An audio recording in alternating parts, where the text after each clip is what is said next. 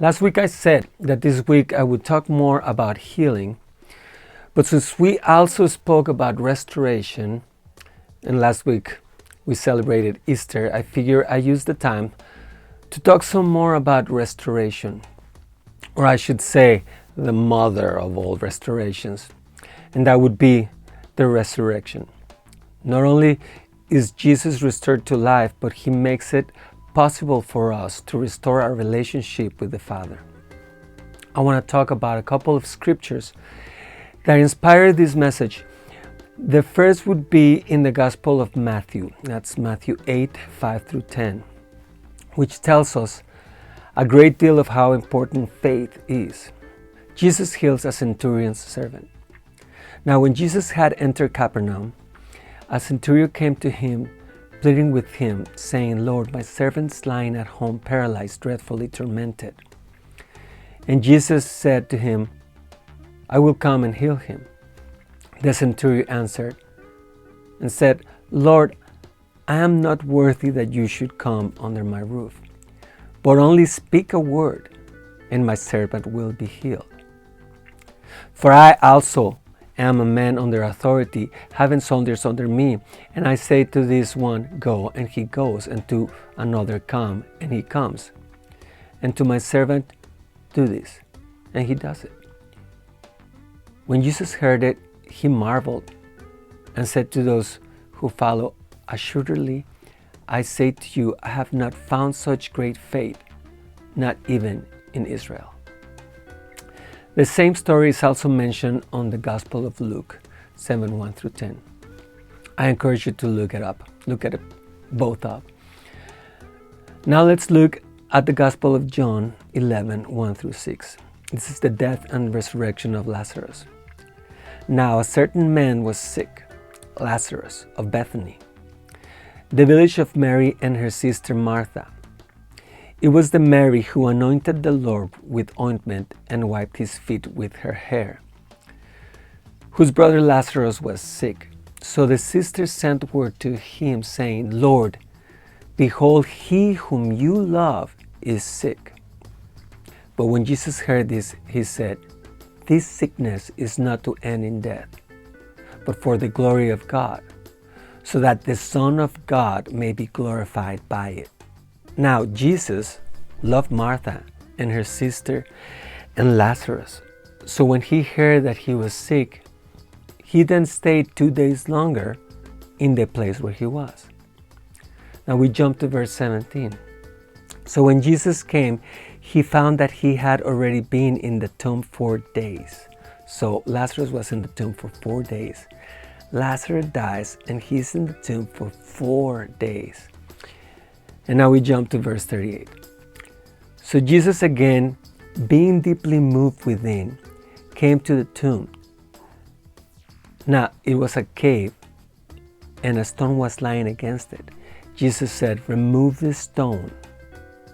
Martha, the sister of the deceased, said to him, "Lord, by this time there will be a stench, for he has been dead 4 days."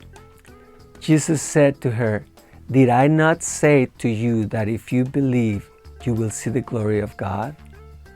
So they removed the stone. Then Jesus raised his eyes and said, "Father, I thank you that you have heard me. I knew that you always hear me, but because of the people standing around, I said it, that they may believe that you sent me." When he had said these things, he cried out with a loud voice, "Lazarus, come forth." The man who had died came forth, bound hand and foot with wrappings, and his face was wrapped around with a cloth. Jesus said to them, "Unbind him and let him go." That is restoration. Restoration of life. Jesus says in verse 4, "This sickness is not to end in death, but for the glory of God, so that the Son of God may be glorified by it." He also says in verse 40, "Did I not say to you that if you believe, you will see the glory of God?" To me, this is a foreshadowing of his resurrection. Lazarus had been in the tomb for 4 days. I mean, he was dead and stinky. Jesus Jesus could have healed him, and he could have healed him from far away. So why didn't he? Martha said to him in verse 21, Lord, if you had been here, my brother would not have died. So why did Jesus wait? Why did Jesus wait 2 more days to go there?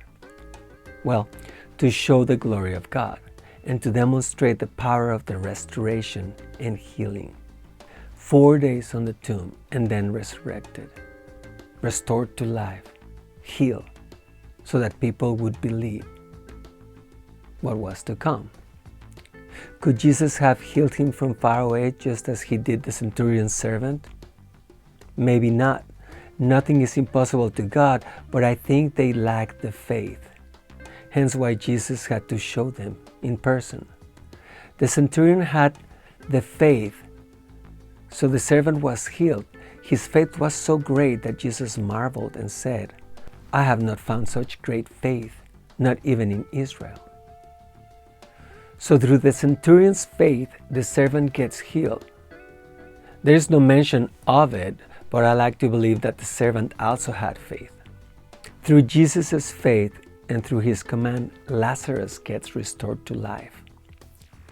And through Jesus' resurrection, we are all healed and restored to the Father.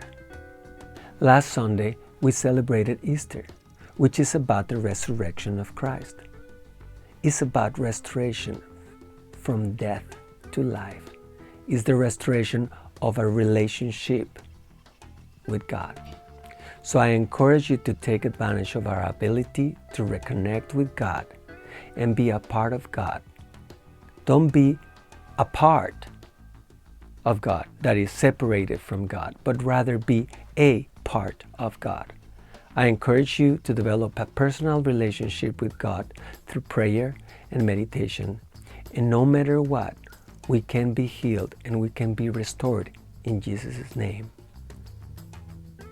It really is all about healing and restoration. Well, those are my thoughts.